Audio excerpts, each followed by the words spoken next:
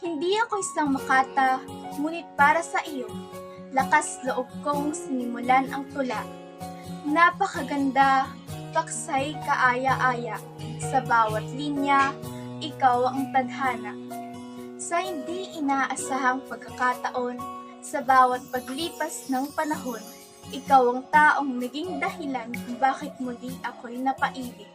Sa mga kaibigan ko, ikaw lang ang naging bukang bibig. Noong una kitang nasilayan, mga ngiti sa aking labi ay hindi na lumisan. Hindi ka na rin mawala sa aking isipan, labis na kasi kitang hinahangaan. Ako tila ay tinamaan na ng pana ni Cupido. Minsan naiisip ko, kasalanan niya kaya ito? Kaya siguro laging masakit ang katawan ko dahil araw-araw akong nahuhulog sa iyo. Parang ibon na naghahanap ng pugad.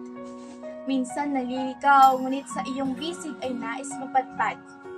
Sa mundong puno ng mga pagsubok at paghihirap, ang iyong yakap lang ang laging hinahanap-hanap.